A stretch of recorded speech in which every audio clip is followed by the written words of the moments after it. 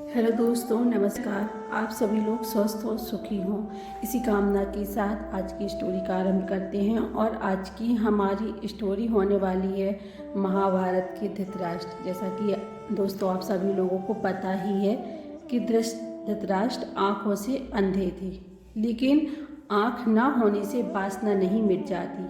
काश सूरदास ने धृतराष्ट्र का ख्याल कर लिया होता तो आंखें फोड़ने की कोई ज़रूरत ही ना होती। सूरदास ने आंखें फोड़ ली थी इसीलिए कि ना रहेंगी आंखें, न मन में उठेगी कामना, ना उठेगी वासना। पर आंखों से कामना नहीं उठती, कामना उठती है मन से। आंखें फूट भी जाए, फोड़ भी डाली जाए तो भी वासना का कोई अंत नहीं है। पिता के जीवन काल में, जिस पिता के जीवन काल में उसके 100 पुत्र मारे जाएं, इससे बड़ी विडंबना क्या होगी। महाभारत में धृतराष्ट्र के 100 पुत्र मारे गए थे युद्ध में। क्या वह उनके पूर्व जन्म के किसी कर्म का दंड था? और धृतराष्ट्र अंधे थे, लेकिन जब उन्हें यह पता चला कि गांधारी की 100 संतानों को जन्म देने का आशीष है, तो अंधेपन का दुख मिट गया।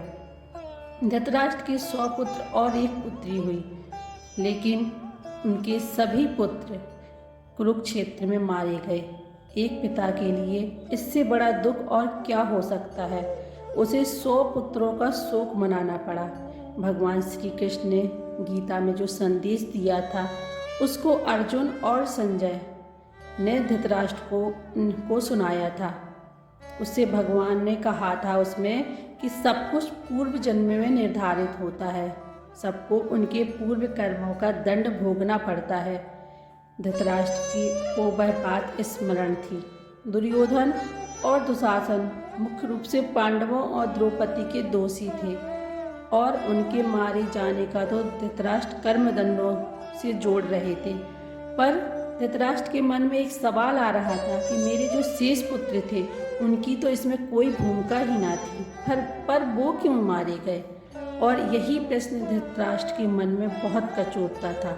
महाभारत युद्ध समाप्त होने पर धृतराष्ट्र ने श्री कृष्ण से पूछा, मैं अंधा पैदा हुआ हूँ और मेरे 100 पुत्र मारे भी गए हैं, मुझे इसका शोक झेलना पड़ा है। भगवान, मैंने ऐसा कौन सा पाप किया है जिसके दंड से मेरे जिंदा रहने पर ही मेरे 100 पुत्र मारे गए और मैं अभी भी जिंदा हूँ। आपने अर्जुन से कहा था कि कर्मों का दंड भोगना ही पड़ता है। मेरे अंधे होने और 100 पुत्रों के मारे जाने के पीछे क्या कारण है, कृपया यह मुझे बताएं। अपने पुत्रों को खोने की पीड़ा से उबरने में यह काम आएगा। श्री कृष्ण ने कहा, महाराज धृतराष्ट्र, आपने उचित ही सुना था, कर्मों का दंड भोगना ही पड़ता है, उससे कोई भी छूट नहीं सकता है। राजा और समर्थवान लोगों को तो कर्मों का दंड विशेष रूप से भोगना पड़ता है। ईश्वर उन्हें समर्थवान बनाते हैं तो उनसे ज़्यादा जिम्मेदारी निभाने का आशा भी रखते हैं। कुछ पाने के लिए कुछ तो देना ही पड़ता है। महाराज, आप इस जन्म में भी राजा हैं और पूर्व जन्म में भी राजा ही थे, पर आपने कई पाप कर्म किए हैं।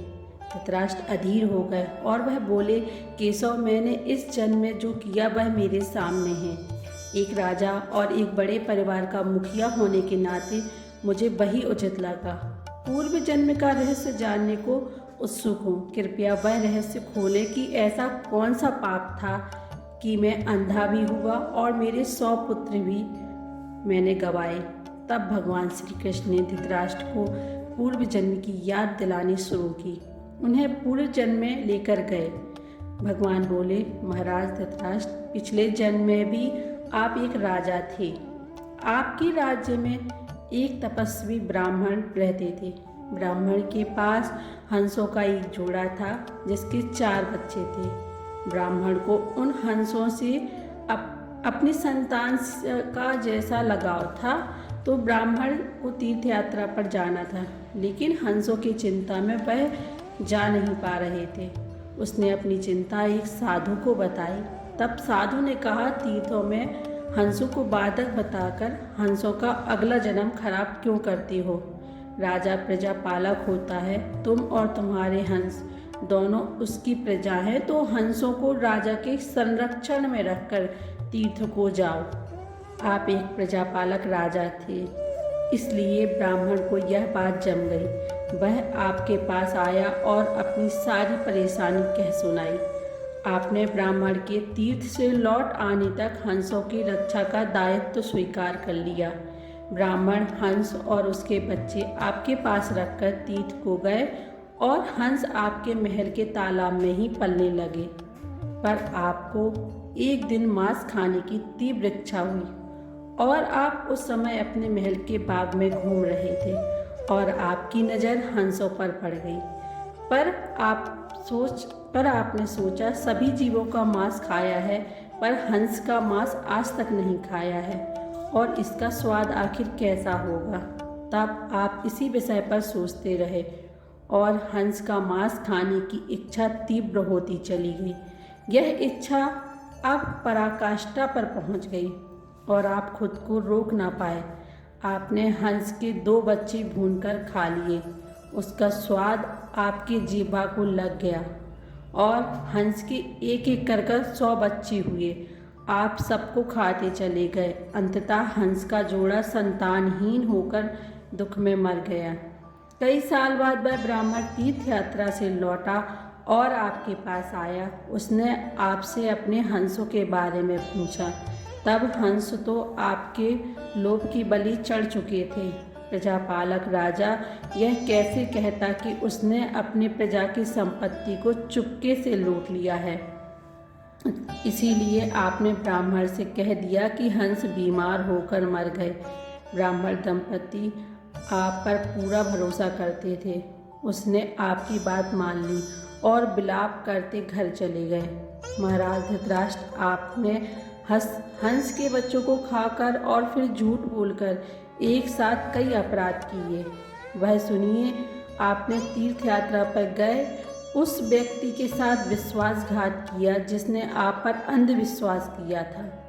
आपने प्रजा की धरोहर में डाका डालकर राजधर्म नहीं निभाया। जीभा के लालच में पड़कर हंस के 100 बच्चे भूनकर खा गए जो आपके पास आश्रय के लिए आए थे। और इसी तरह आपने उस असहाय का वध किया जिसे आपने आश्रय दिया था। यह बहुत बड़ा पाप है। हे राजन, इन घोर पाप कर्मों का आपको दंड मिला है।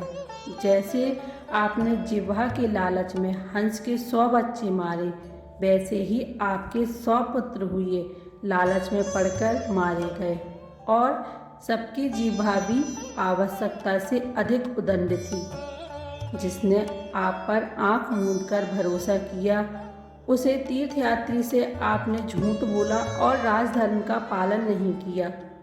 कोई आंख मूंदकर विश्वास करे तो उसका विश्वास कभी नहीं तोड़ना चाहिए।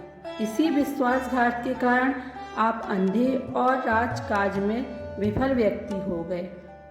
श्री कृष्ण ने कहा, सबसे बड़ा छल होता है विश्वासघात। आप उसी पाप का फल भोग रहे हैं। तो ये थी महाभारत के धृतराष्ट्र की पूर्व जन्म की कहानी, जो उन्हें इस जन्म में भी झेलने पड़ी। तो दोस्तों, आप लोगों को यह कहानी कैसी लगी प्लीज़ कमेंट बॉक्स में लिखकर ज़रूर बताइएगा। और महाभारत की अन्य प्रसंग भी, रोचक प्रसंग आप लोगों को इस वीडियो में सुनने को मिलेंगे। तो इस चैनल को सब्सक्राइब ज़रूर कर लीजिएगा और अगर अच्छी लगी हो तो लाइक भी कीजिएगा। धन्यवाद।